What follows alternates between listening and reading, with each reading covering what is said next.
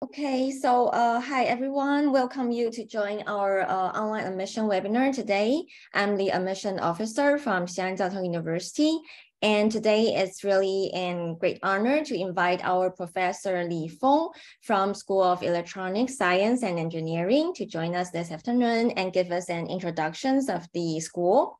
Okay, so just a quick reminder here, if any of you have any questions, please don't hesitate to ask in our chat room and we will answer the question after today's introductions. Okay, so now let's welcome Professor Li. Professor Li, please. Professor Li, please turn on your voice. Yeah. Can you hear me now? Can you hear me now? Yeah. Yeah, okay, great. Okay, thank you very much, the chair, for the introduction, and good afternoon to all the attendees. And I'm very happy here to introduce our faculty and to give a lecture in this in this school. Okay, so first of all, let me try to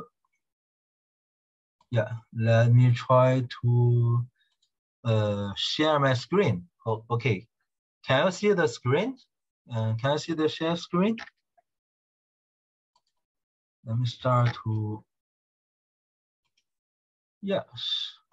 May I ask, can you see the shared screen? Okay, yes.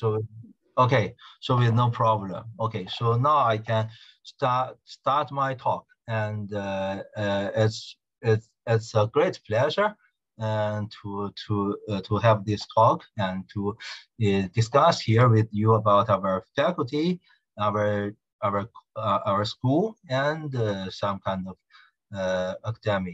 something academic. Okay, so I will do like this. So first, I will make a brief introduction to the Faculty of Electronic and Information Engineering, from which I am from this faculty, and then I will give an academic lecture about the light flowing on the chip, or what we call photonic chips. Okay, so yes, please. First, let me start the introduction to the faculty. So basically, we have, let me see if I can,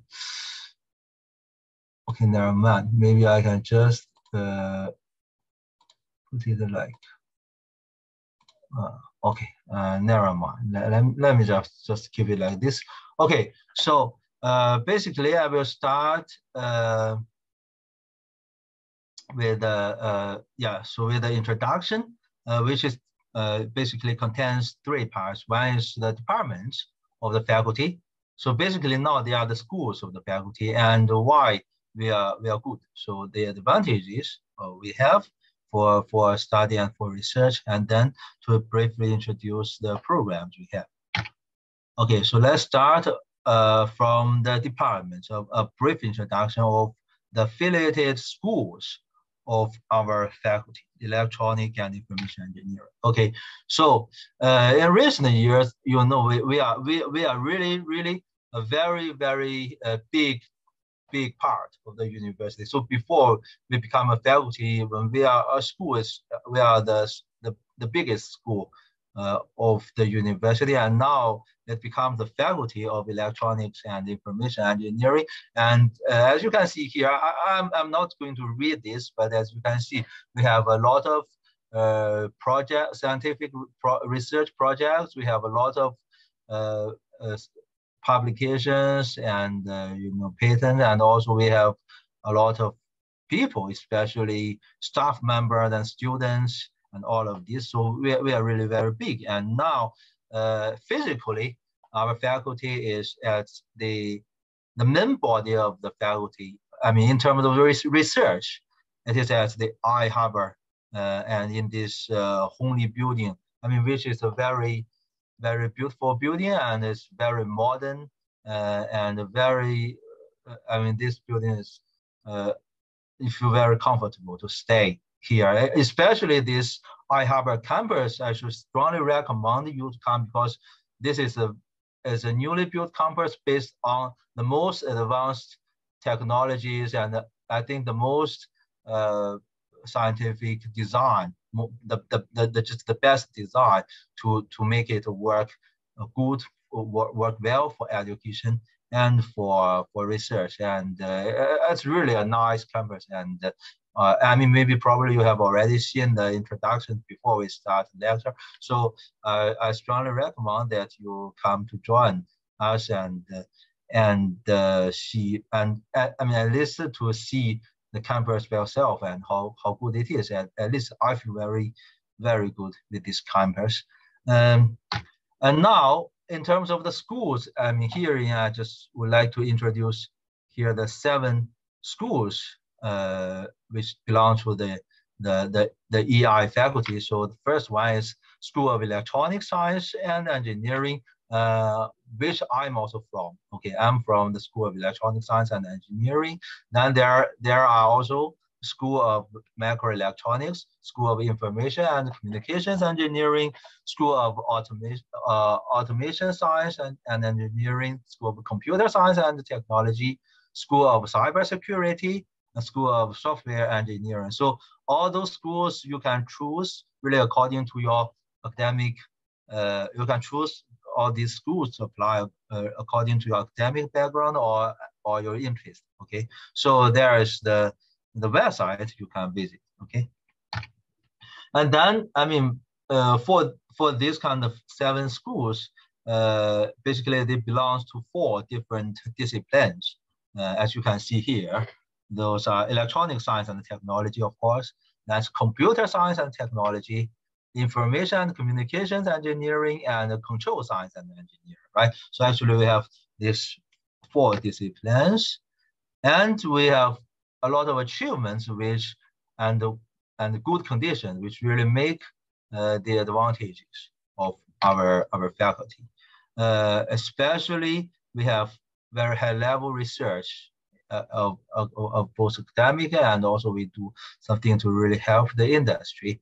I mean, for example, this I mean, there are some summary, right? So like this kind of ultra fast measurement and the nano machine technology of femtosecond laser. So actually in the School of Electronic Science and Technology, we are trying to use light. Okay, so there is a lot of study on using light to measure, to manufacture, and to image, and to do a lot of things. That's the optical science and technology, which is one of our best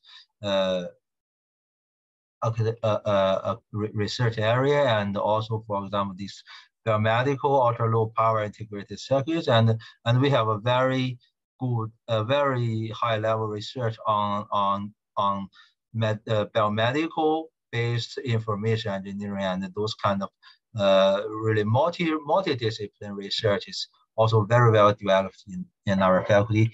And this kind of array signal super resolution imaging and multi-dimensional representation of the information. There are just 3 examples that I would like to show you here. And as you can see, there are many disciplines that in our schools are at the A level or at least B+ level in the 4th round of CDR, which really present that we are at a very high level academic performance in recent years. Okay, so basically when you get your degree, there are different kinds of career perspectives. So basically I think our students have actually go into all kinds of them. I mean, it depends on your interest and your academic background. Like, let's say you can go to internet company, research institutions, financial institutions, universities, and there is probably more choice than this, right? I mean, at least I know some students goes to the government, even goes to the government, and some of the students, they find, I mean, all kinds of job, right? It depends. Okay, so now let me introduce the program we can offer for international students. I think I will not just read all these, and I mean, most probably you have already got all the booklet about this. So I will just say something which I think is important. So first is about the bachelor's program. For the bachelor's program, they are Chinese taught, right? So it seems that there is no fully English taught bachelor's program, but they are Chinese taught, including these kind of majors. The basic duration of this program is 4 years, and after finishing the education, you can get a Bachelor of Engineering, right? So we also accept visiting students, which means you don't stay full time here, but you just pay a visit. We also accept this. Okay, so for the master's program, there are Chinese taught and English taught. So you can choose both Chinese and English taught, right? So basically, the Chinese taught is 3 years, and the English taught are mostly 2 years, right? And finally, you get the degree of Masters of Engineering. And these programs also accept visiting students, okay? So finally is the doctor's program. So for the doctor's program, we still have Chinese taught and English taught doctor's program. Okay, so in principle, it's 3 years or 4 years, but you know, it's really depends on how well, because doctor's program it has quite high requirement for academic performance, especially you have to have enough academic results to guarantee that you graduate. So those are really research-based programs. It's not just you just take some courses, you can graduate. It's not in that way. You have really to go to the lab, go to the laboratories and to do the research and get results. So that's how you obtain the doctor's degree, or what we call the PhD, right? So it's the Doctor of Engineering. And yes, we also accept visiting students, and we accept students for full-time students to obtain the degrees. Okay.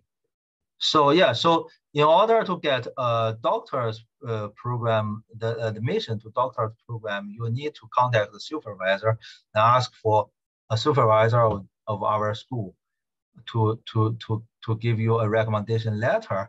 Then you have to use this recommendation letter or acceptance letter for applying in the school of macro. I think to apply to the university. It's said that except for school of microelectronics, maybe this school of microelectronics has some kind of special rules.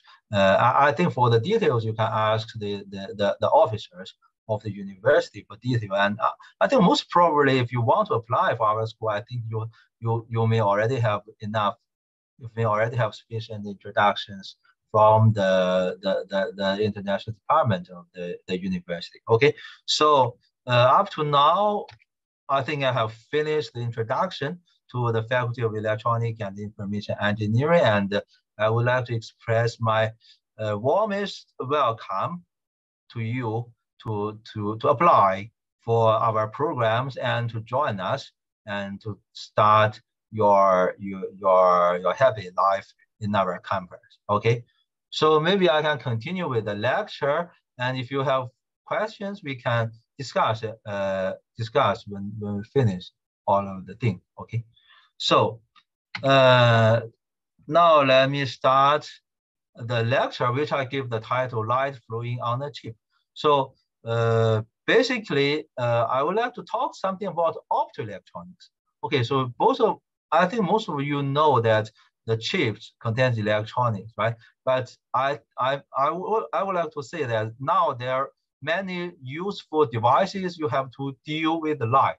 Especially you have to, if you want to deal with things related to vision, related to light, you want to use light to image, to detect, to calculate, or even to calculate or to communicate, you have to study the science of light and the related technology. So today I would like to talk about something really about optoelectronics, or what we call light on the chip, and that's what I am interested in, and also what I'm mainly working on in my research field.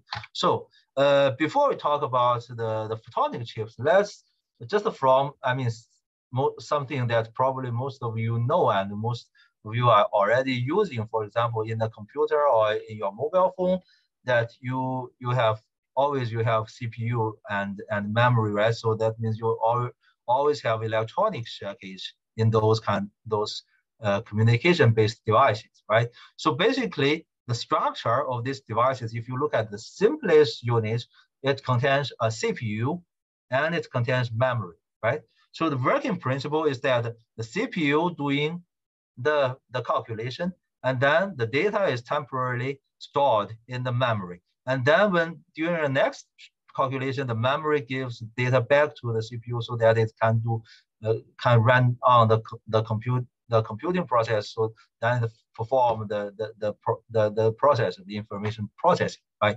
So if we look at the speed and the energy consumption of this whole process, we find that actually both the CPU and the memory, you see, the 1 and the 4, right? They can perform very fast speed information processing, but the speed is really limited at the data transfer process between them, right? It's at the system bus, and also it is a system bus consume the most part of the energy. So most of the largest portion of the energy consumption and the biggest bottleneck for increasing the processing speed is actually the data transfer process, right? That's what's the basic problem. It's because when all the devices tries to become smaller and smaller, then this kind of quantum effect cannot be ignored, right? And then it brings this kind of low speed of electrons in very thin conductor lines, and it has a lot of energy consumption. Then the possibility to solve this problem, the efforts has been in two aspects. One is in pure electronics, that researchers are trying to make component units called computing memory. That means to make some possible computings in the memories part, in the memory module, so that you can reduce the amount of data transfer repair and improve the calculation speed, right? But another way to do it is to do photonic interconnects. Okay, so since the data transfer, the data communication is very slow by electronics, why don't we just use photon? We use light to transfer the information, right? Because light is very fast, has no heat effect, and the energy consumption is low, and indeed the bandwidth, the speed can be very fast, right? The bandwidth can be very wide. So as you know, for long-term communication, but if you look at the history of optical information for long-term communication, for example, this kind of internet, actually it's already for the internet, this information is already transferred using optical fibers, which can go miles and miles, thousands of miles long, right? So you can't just imagine if you use electronic metal cables, how slow it can be and how much energy it will consume, right? So for long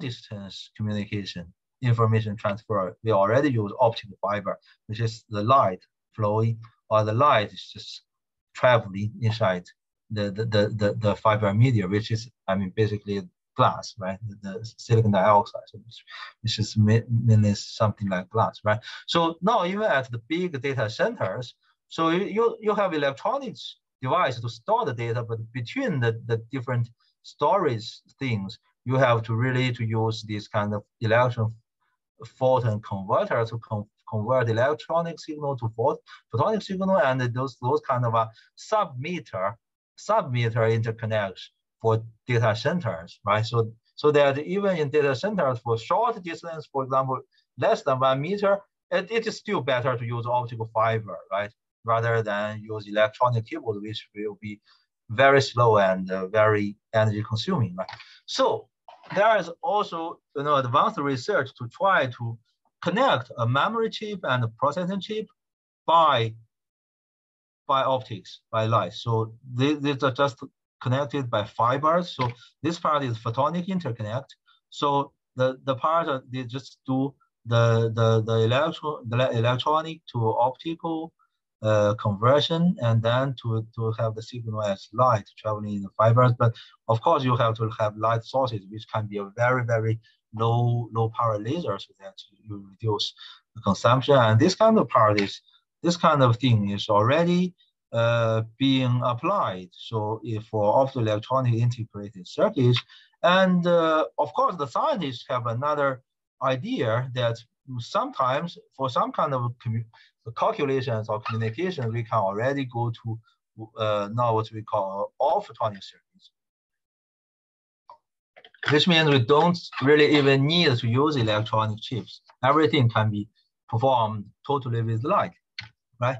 For example, I mean, this kind of device is most suitable for doing things like deep learning and neural networks, because for this kind of works, basically is kind of, I mean, calculation of matrix, and it's like a flowing and random calculating process, which you probably don't need to store a lot of data, right? So with optics, with light, it's difficult to make storage and reading. This is something difficult, but the thing is that for some specific kinds of deep learning or neural networks, actually you can just use this kind of, so those are just optical waveguides. So it's a light instead of electrons, which is traveling in this waveguide. By this kind of coupled waveguide, you can do deep learning, and you can really do calculations with neural networks, and you can have photonic signal processors in this, right? So actually, I mean, basically, as far as I know, there are some research groups, they can already use optics to solve differential equation, partial differential equations, and do matrix calculations. I mean, this can already be been done with the pure optical circuits, right? So also there are some companies. For example, this is a company I know, is Photon Count in Beijing. They just introduced some optical parts, which you can just plug into your computer, and it will speed up some of the specific functions of your computer. And it really depends on requirements, but this kind of commercial products is already there, okay? And now I would like to say that if you want to do something purely, fully optically, so basically what you need, this is kind of on-chip integration of optical devices, which means you need an optical source, which is probably an on-chip laser. So you have a source, which is most probably you can make it like a macro ring or something, make the light resonant to have gain, and then you electrically pump it. You can have an optical source on chip optical laser, and then you have optical modulators to do modulation and to do signal processing. Then finally, after the processing, you have to detect it. So you still need on-chip photon detector. You need programmable processors with optics. I mean, for each device, I mean, now I think in the scientific world, for each device, for example, for the source, for detector, for processor, modulator, I think there are many kinds of this, and many of these kind of devices really encourage the advance of fundamental science to find more new scientific principles which you can work on to make future better technologies. So you can really see that the advance of science is pushing to have better technology, and also the need of technology. I mean, the requirement of technology really also help people, encourage people to think about what we can do in fundamental science and find something really interesting. So science and technology are really two parts which which enhances the development of each other, right? So if you look at, I mean, if you apply for this kind of optical information processing, and if you do it, you will see that for each kind of a device, there are a lot of studies in both technology, engineering, and on the other hand, in fundamental science, related fundamental science, you really can find these aspects. I mean, each device is a big research area if you're really going to become a PhD or a master, I mean, a graduate student. And here I can share some two examples to say. So those works are really, I mean, finished and not continuing in China, and I should say most probably they are already commercialized or on the way of commercialization. This one is in the academic science, and this I think it's in Tsinghua University. So those kind of things are basically they don't finish. So to do a photonic chip, you don't really need to finish an entire chip, right? So that's still a future thing. I think it will take tens of years to really have a fully workable chip. But actually, you I mean, for example, any part of this can make a working chip, right? To do it. I mean, you know, nowadays there's for example, artificial intelligence and automation are very important, right? Network and Internet of Things are very important, right? So to make this work, first of all, you have to make it being able to detect the light and to detect the signal, right? So if you really want to make something intelligent, it must can see. It must can accept and detect the optical information, detect the light and analyze it to convert the light into information. And those parts, you need a lot of things about optics, photonics, optical electronics. So the science and technology of light becomes really, really important for recent life, right? So this one, it's a topological. It's called a topological feature. I mean, you don't really and you don't really need to understand what topological photonics mean, but I mean, I can tell you that they do some structure on it. It can make the laser beam just going in a very, very straight and concentrated forward way, so that it can perform like a laser source that goes forward and then reflected to get the information, and then it's probably like an optical reader, but the light beam can be greatly enhanced by this kind of topological structure, which is also like the frontiers of science, right? So this kind of thing is just optical chip, but the structure of it has some kind of I would say what it's called. Okay, it has some structure design based on the deep learning method. It's deep learning method. So this optical structure, when it take an image, it can both have the light amplitude and it also can give the spectrum. So it can give out the spectra at each pixel just by one snapshot of the camera. So this is a very, very useful device. It has already, I think they have already established 2 companies to sell this kind of products, right? So you don't need a spectrometer anymore. So those are all, for me, quite commercialized optoelectronic sciences that I would like to introduce with you. Okay, so now what I would like to talk about, to introduce to you, is a very, very common and very, very frequently used and useful device on the optical chip, which is what we call macrocavity, right? So if you look at macrocavity, I think this part is a ring. This ring is a macrocavity, right? So basically, macrocavity is a device with a small volume and that can confine light into this small volume, so that it can confine a lot of photons to stay quite a long time inside this place, to have high field intensity, and to have very, very fine structure in the spectrum, to have very fine optical modes.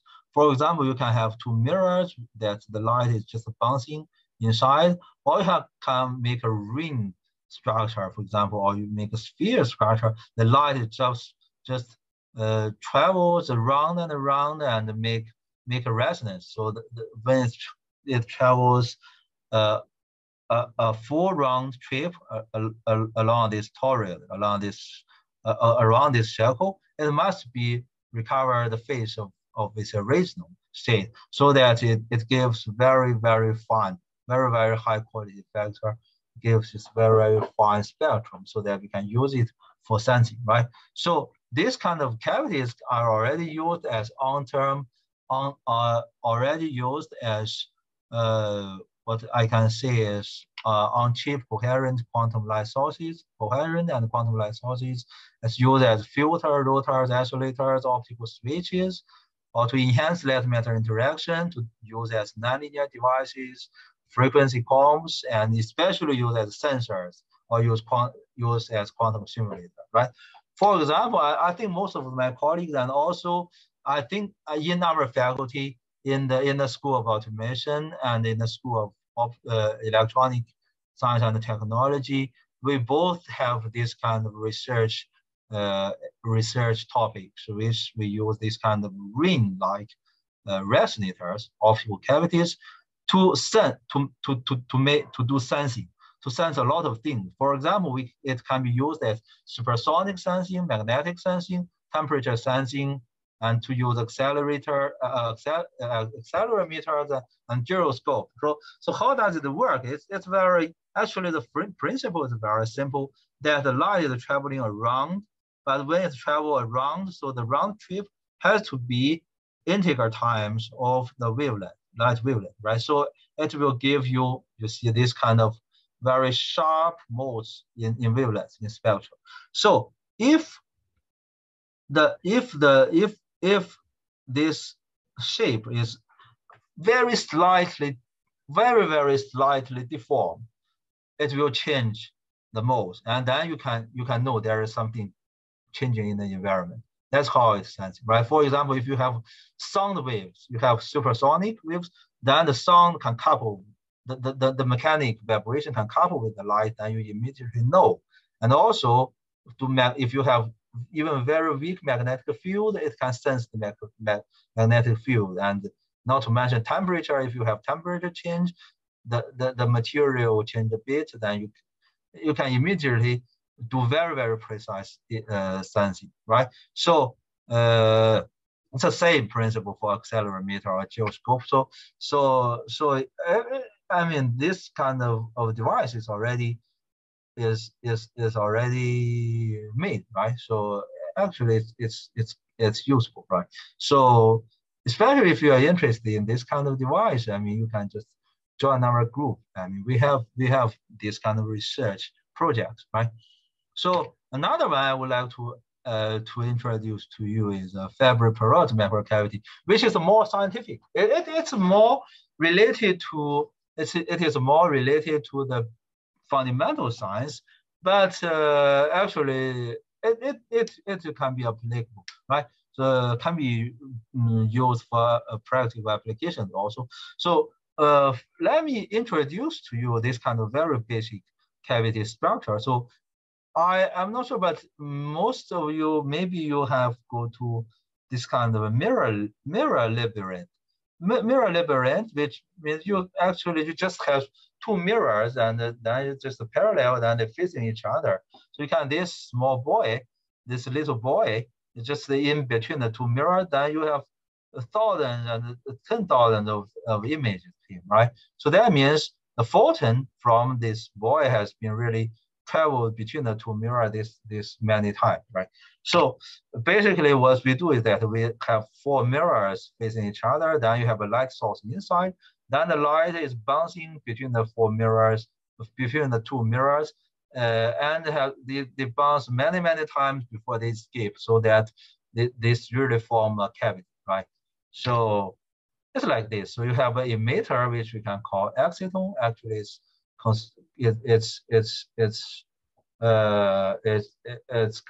consists of electron and a hole, and then they form an exciton. When the exciton is just recombine, and then you can emit a light, emit a photon, and the light is just have a kind of electronic waves, but just one to several wavelengths bit inside this microcavity. So, and the light is confined inside this cavity. So basically, experimentally, what we can do is that we can just make mirrors, either metal mirrors or we'll say distributed Bragg reflectors, which will have better reflection than metal. Now you have light emission parts. For example, in between the two mirrors, you can have quantum well, which emit light, or you can have some organic emitter. It just emit light. Then when it emits light, the light is just confined inside the mirror. So in this vertical direction, light is just bounce back and forth and form a standing wave. But in the horizontal direction, the light can travel freely. So that the light inside this cavity becomes a two-dimensional photonic gas. Right? So the system is two-dimensional. It's confined, very highly concentrated in density, but it's confined inside it. Then it can travel in a plane, so it becomes a two-dimensional photonic gas. Then let's think about how does the light really interact with the emitter. So in the semiconductor material, let's say, for example, semiconductor material, you have an emitter called electron, right? So I mean, it's made of a hole and an electron, and it forms an exciton. So this exciton, it can recombine, and then it disappears and give its energy to a photon. Then this photon just has like a light, it just travel out and emit a light, right? So this is what we call basically spontaneous emission of a light emitting material, right? So if we have a microcavity to stop the light traveling out, then things will change. So the exciton want to be disappeared, want to recombine the emit a photon, but the photon won't be able to come up because there are two mirrors stop it to come up. So the photon will bounce back and forth. So finally, it forms this light field, but the light cannot escape. Then the exciton just reabsorb the light, then re-emit it. So the energy, the one quantum of energy, obviously one energy, or what we can see, the one portion of energy just transfers or oscillates between the two states, between the exciton state and the photon state, right? So what we can notice is that exciton is composed of electron and hole. So it is a state of matter. The photon, the light, is a state of light. So the quasi-particle, so they form this quasi-particle, they are no longer a photon and no longer an exciton. The quasi-particle is now called exciton polaritons. They are this kind of quasi-particle. They're half light, half matter, and it has a finite lifetime because those mirrors are not 100% reflective. So finally, the light will traveling out of the mirror, right?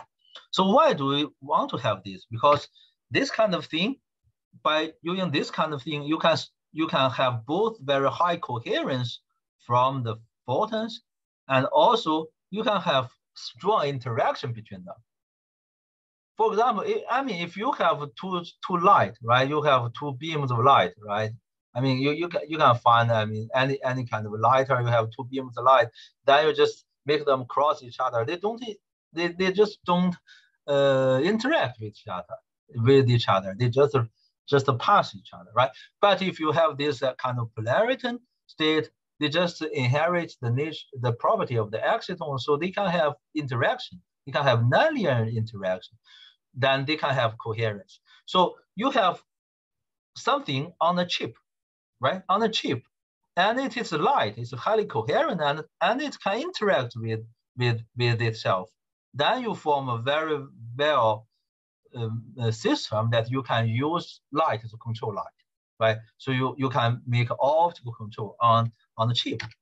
So what actually happens is that if you pump it with high intensity enough, then those kind of excitons just relax to become this kind of exciton polarity.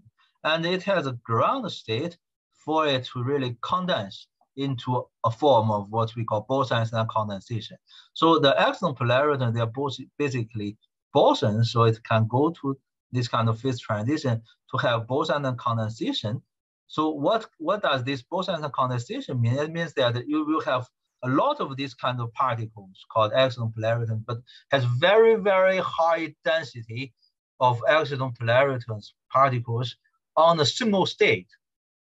Then they becomes fully coherent. So it's like this. So it has been demonstrated at low temperature, as 5 Kelvin in helium, liquid helium temperature, and even at room temperature by choosing of different material system, that on a very small chip, you can have something like a quasi-particle which goes through this condensation and accumulate a large density of this particle, which can emit light, but they just communicate,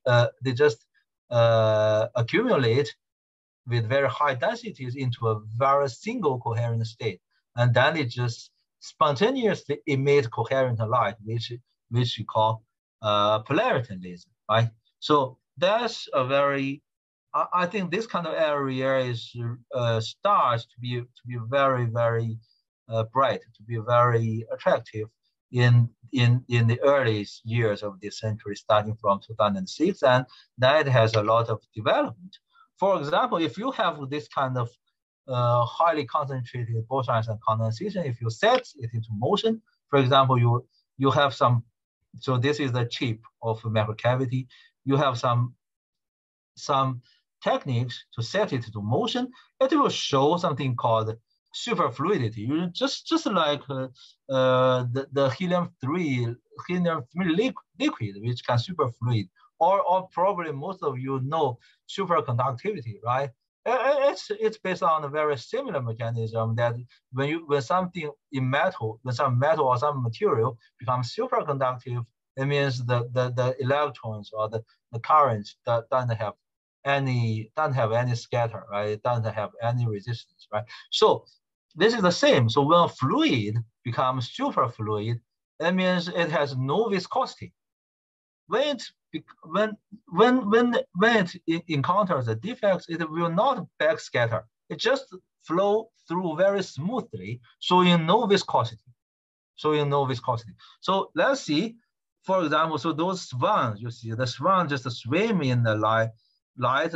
Of course, swim in the water. Of course, this water, well, the water is not superfluid, right? So you can see this backscatter the rings right here. So it's the same. So if the light, the fluid of light is not superfluid, you will always see this kind of rings, scatter rings, like the water flow encounters the swan, right? Encounter the swan or encounter the stone or something, right? But if it's entered the superfluidity regime, you will see that there's no such backscatter. It just passes through smooth. Yeah, there is a video that I can show you. So these are video, but these are really camera which takes this kind of physical process. So at first you see it has this kind of, yeah, maybe I can play it again. So at first, yeah. So at first you always see these rings due to backscatter. Then when it enters superfluid, you don't see them anymore. So the light just flows through the defect with no viscosity, right? With no resistance. Yeah. So let's continue. So the on-chip fluid of light can be used to make very different, very interesting physical phenomena and effects. For example, if you etch the macrocavity, you make the macrocavity, fabricate the macrocavity into this kind of a raw structure, then you pump it, you create a lot of polarity when it's condensed. They really interact each other. Then this interaction gives them a positive energy. Then you really build up a high energy spot. Then the other polarities feel this kind of potential barrier, they just fall down into this trap. You see at the end and between the end and the pump, you just fall down into the trap. Then the fluid just flow into the trap, right? So another people do some more sophisticated experiments. This I think is from a research group in Cambridge in the UK. That what they do is that they just pump two parts of them and to build two hills, build this kind of landscape for the polarity potential, so that all the particles just go inside this parabolic-like trap and becomes a quantum harmonic oscillator. I mean, if you have learned quantum mechanics, you know what is a harmonic oscillator. And for example, if you have a spring and you have something, you have some, I mean, balls or some objects on the spring, then you just lose your hand. This spring just vibrates, right? So this vibration is a harmonic oscillator, but it's classical one. But when it enters quantum regime, quantum harmonic oscillators behaves very differently. And here you can just use polarity to manipulate the state of a quantum oscillator, right? So this is a very interesting in fundamental science, and it might have potential applications. For example, if you have a quantum harmonic oscillator on the chip, what can it do? I think for many quantum science and technology, maybe they use them, right? They will need them, right? That's what I think. So I mean, some more practical demonstration of devices still is used, that you can really do optical signal processing, which means you can use the interaction between this fluid. You can make a logic gates. You see this is, and you can make a polarity transistor, right? So you can also make this on-chip interferometer for the open and the close. So the basic thing is that if the polarity travels into this Mach-Zehnder interferometer, then you have a control beam. Use this nonlinear interaction, you can really control the phase, the relative phase of these two branches, so that you use your optical power to determine if the light really passes through or the light is shut off between these states. So you make a kind of, I mean, optical router or something, right? Based on the interferometer, right? And it also allows you to study some fundamental physics that otherwise it's very difficult to do experiment. For example, to visualize, this is what we call quantum simulator, right? For example, for this condensed matter or quantum electronics, I think most of you have heard about the material called graphene, right? It's just a single atomic layer of graphite, right? This has a lot of very unique and interesting properties, especially some topological properties, right? So if you want to directly detect the electron propagating inside this single atomic layer, it's very difficult, right?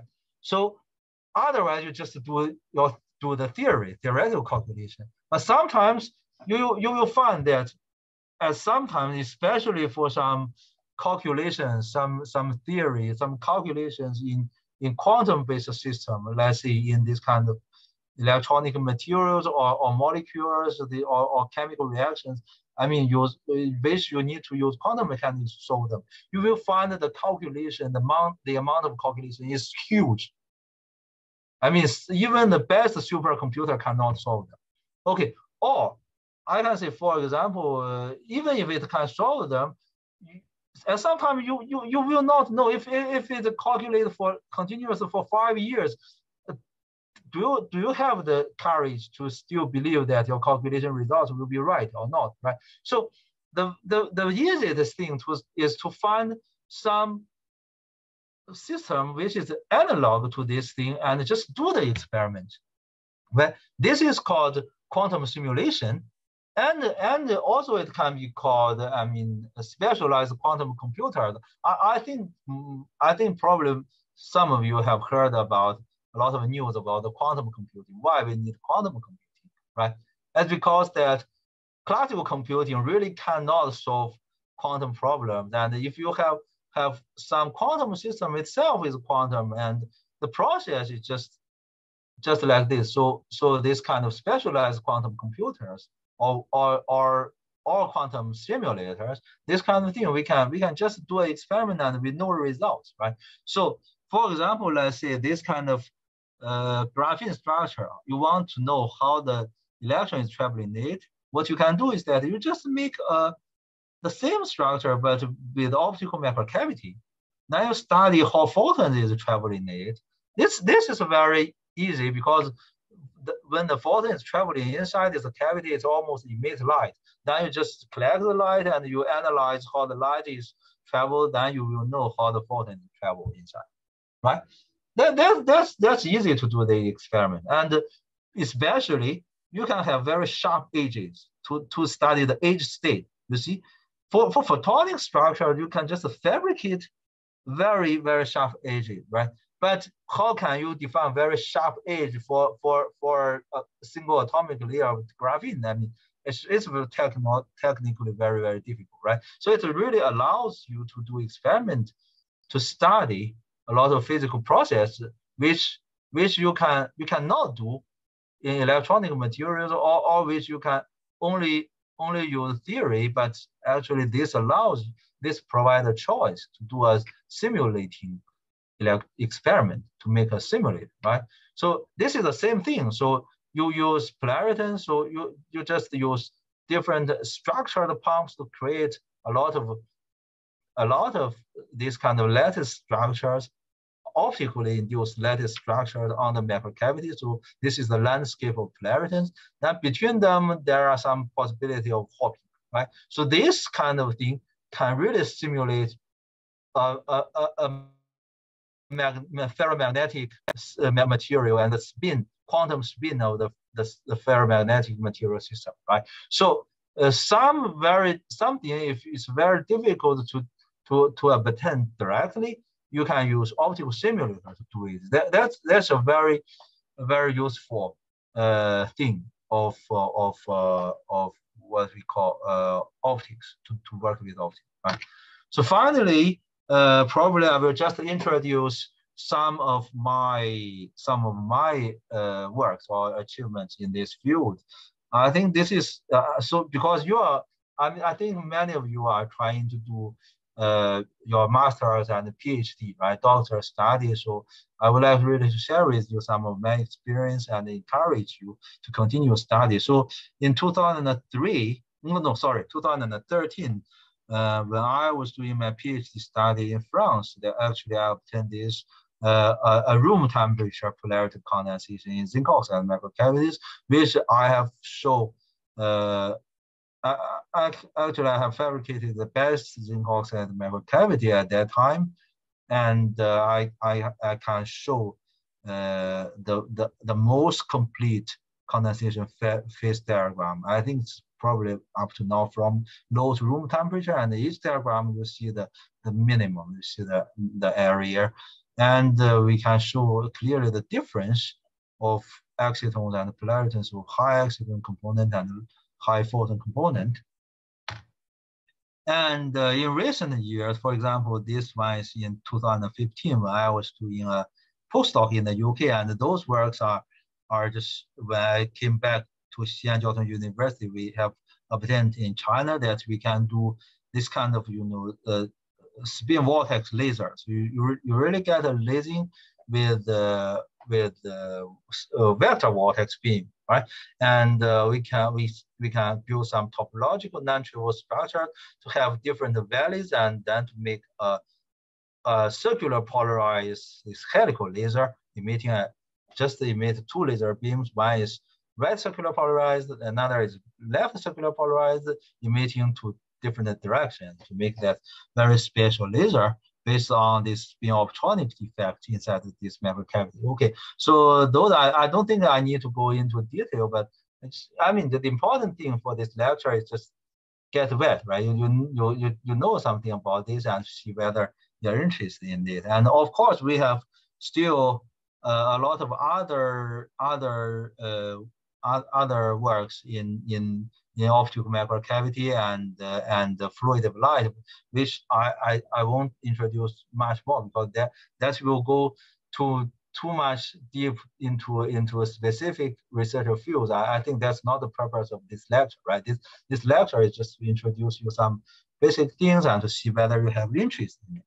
Okay, so I think this is what I would like to share with you about our school, our faculty, and about the basic principle of photonic information and photonics on the chip, and some of my work. And I hope you like it, and thank you very much for your attention.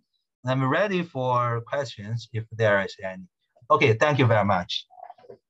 Okay, thank you, Professor Li, for this detailed information and your brilliant presentation.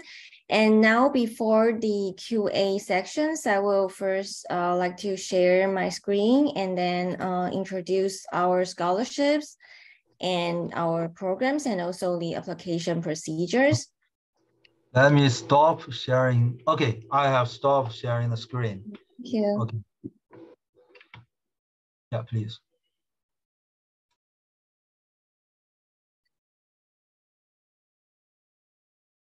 Seconds.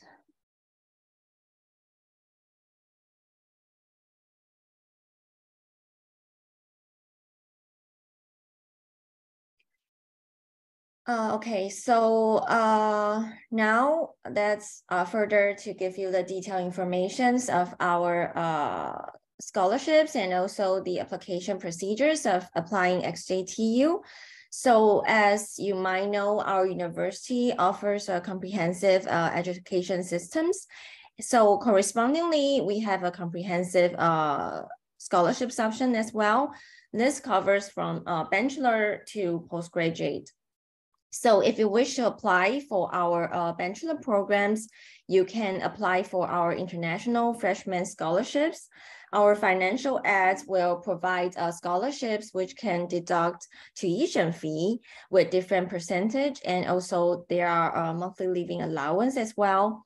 For first prize, you will get exempt from all tuition fee for first year, and second prize exempt from 50%, and third prize exempt from 30%.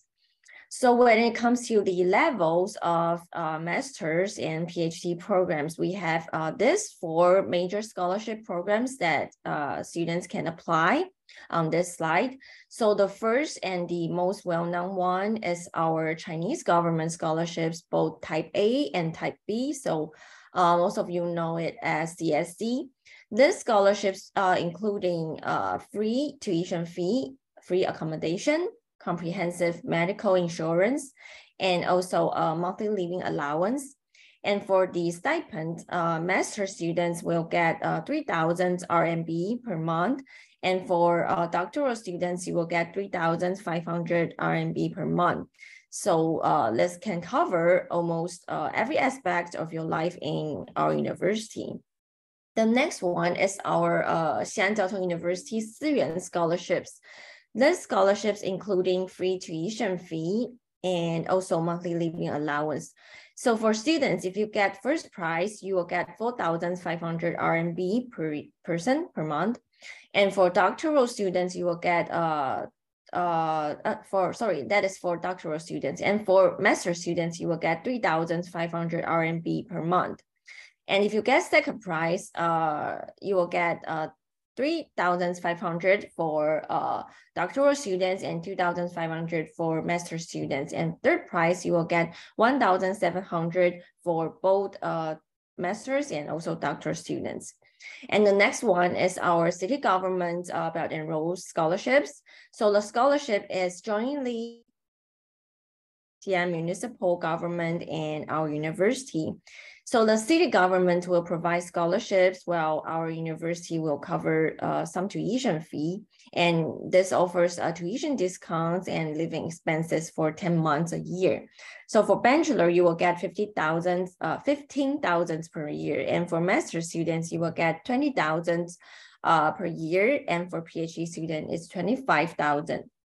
And the last one is quite special for our Chinese language learning students. So this is our international Chinese language teacher scholarships, which are only for our Chinese language study students. This is quite similar to the CSE scholarships, so include free tuition, free accommodation, and also exempt from the comprehensive medical insurance, and also allows monthly living allowance.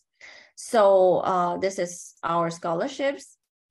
And now let's move on to this part, which I will introduce the requirements and also the application documents that you will need to prepare for your application. So if you want to apply for our bachelor program, you can now take a look on the screen. These are the requirements of our bachelor program. So for our applicants, you need to meet the following conditions. You should be under 25 years old with a valid ordinary passport, and also with your high school diploma and the language certificate for HSK4, because most of our bachelor programs will be taught in Chinese. And however, if you are native speakers, you can also provide some of your language proficiency. And after being recognized by our university, you will not need to provide us with HSK. So after you pass our initial review, we may have an interview for our applicants. And this year, our application for bachelors has already started, and the deadline will be on June 30. So if you want to apply for our bachelor program, you can take your time now and apply on our application system. So on this page is the requirements for postgraduate applicants. So the first one is that the applicants will need a valid ordinary passport as well. And for master students, you need to be under 35 years old. For doctor students, you need to be under 40 years old, also with your master degree.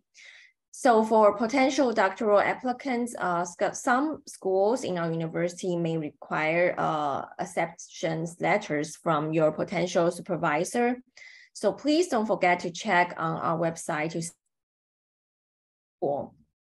needs the recommendation letters or acceptance letters, okay?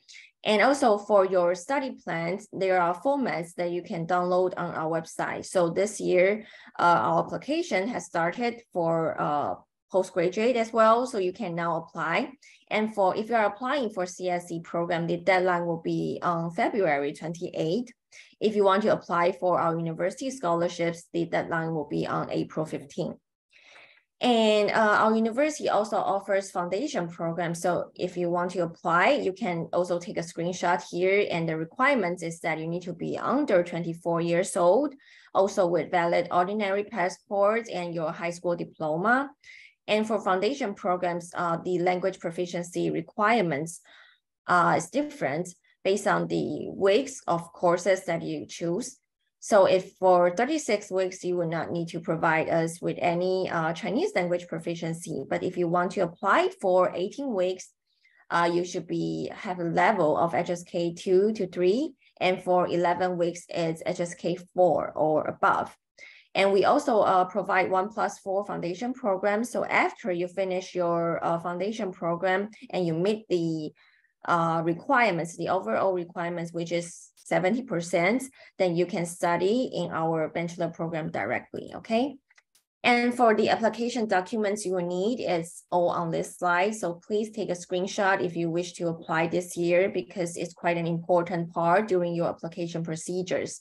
So you will need your diploma, your highest diploma and its notarized copies. And for prospective diploma winners, you must submit your official certificate from your current university as well.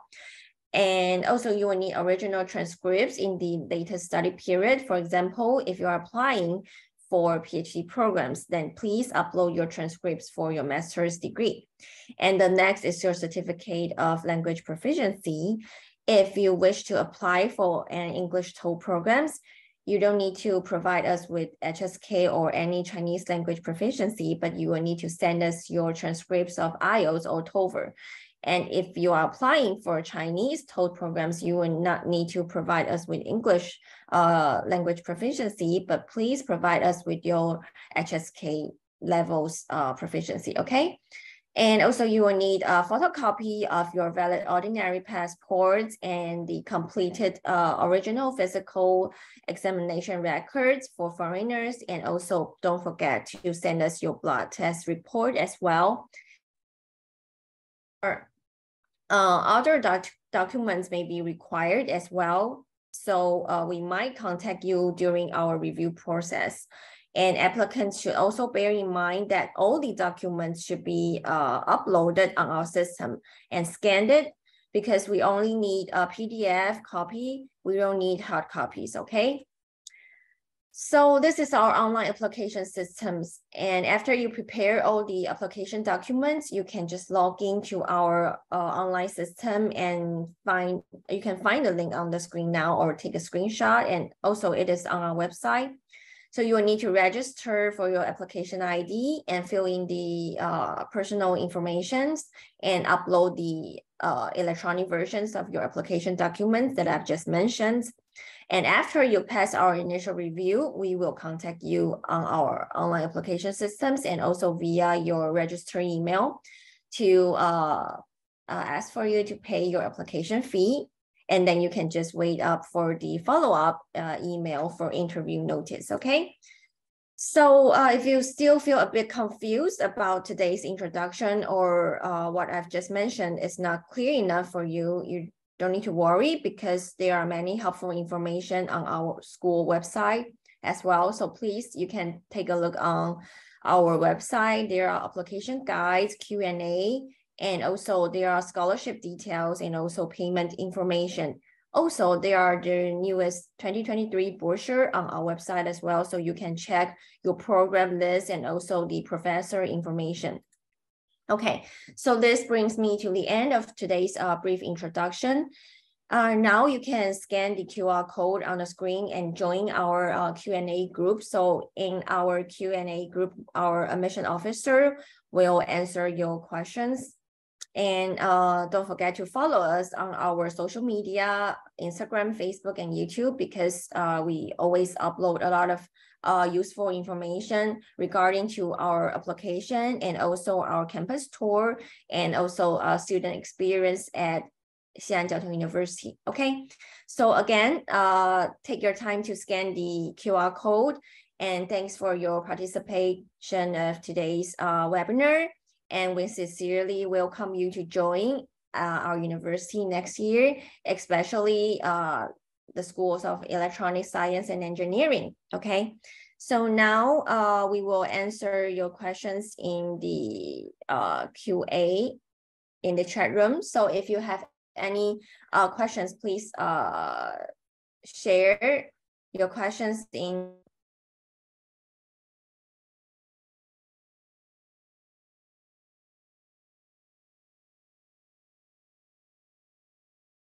Okay.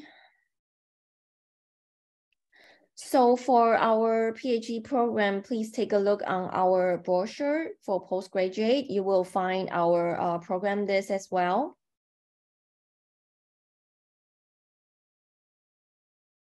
Okay, so professor, can a mechanical student apply for PhD in automation? So for our university, yes, you can apply. Yeah, so if you have master in different degree, but you still would like to apply our university and change your major to electronic or information technology for scholarships, yes, it's available for you to choose different major. Okay, so usually how long will it take for the final announcement of the selected students? I mean, the expected selection date after academic review. So it would be July. Okay, so you will need to wait till July, and we will contact you for the final announcement of the scholarships types, and also to confirm about your admission, okay?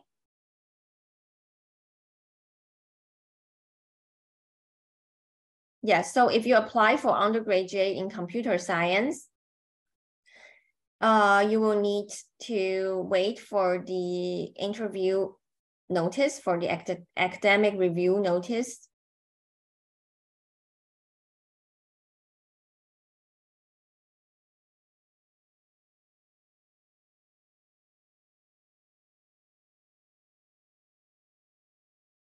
So it's 3.51 CGPA sufficient for master scholarships. So I would suggest that you upload your application documents, including your transcripts, and then we will review it on our systems.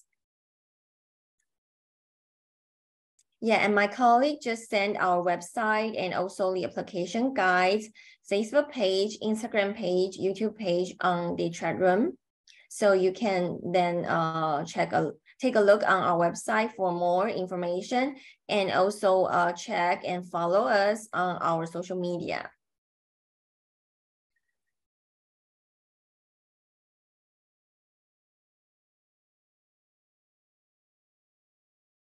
Okay, so for master programs at our university, do you need supervisor recommendation letters for CSE scholarships? Okay, so for your first, Ronnie, for Ronnie's first question, I will say that I will suggest you contact supervisor in our university for the recommendation letter, okay? Because you are applying for CSE scholarships. It is not necessary, but I will still suggest you to contact.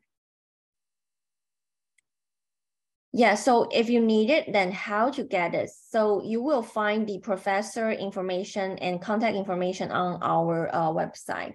So wait a second. I will share a PDF now, and you can take a look as well. So here. Okay, so this is the application guide. So here you will see that you will find the postgraduate program list, and the first one, which published on October 24, is our admission program list.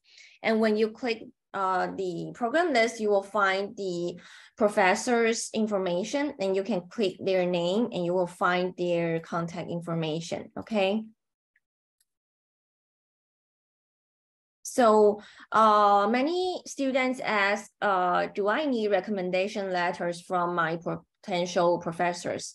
So here, when you check the program list, you will see that need professor recommendation letter, yes or no.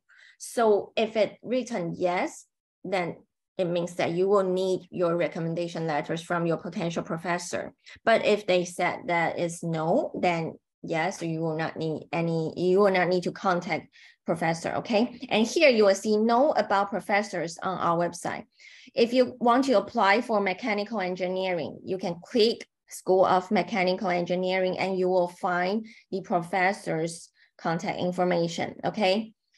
So this is quite useful. You can take a screenshot here if you are still confused about where to find contact information with your potential professors. Please take a look on the program list, and also on our website. We have provide all the information. And for the potential supervisors letters format, you can find it in here.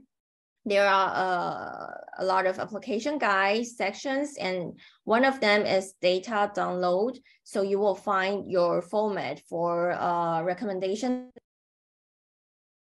examinations, records for foreigner, and also study plan. If you are doctoral students, you will need study plan for your doctoral degree programs for your professor to review, okay?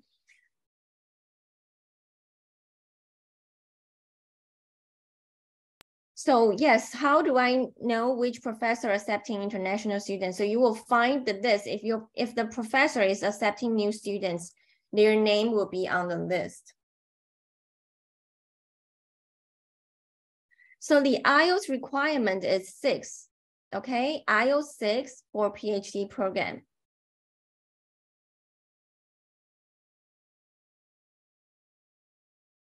Yes, again, so for master's program, if you are not applying for CSC, then it is not necessary for you to have acceptance letters.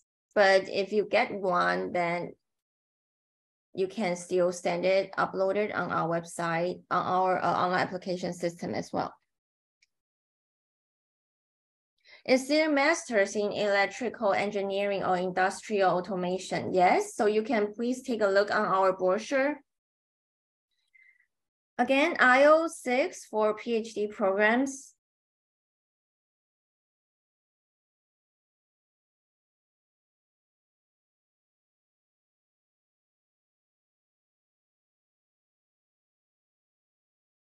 So if you already pay the admission fee, like the application fee, when will you be called for interview? So please wait patiently. We will contact you as soon as possible on our website. Like we will contact you via our online application system and also via email.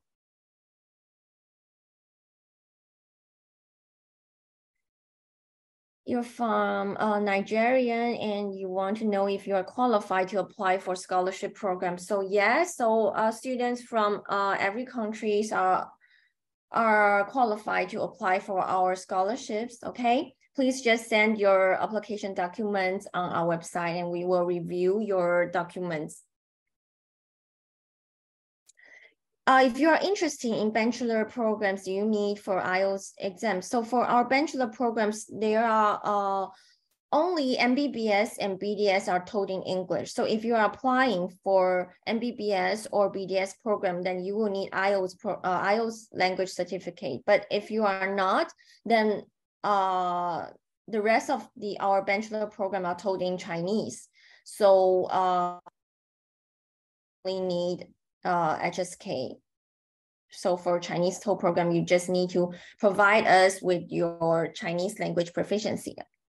Is there any opportunity for CSE Type B? Yes, so please apply on our system and also CSE application system for Type B scholarships.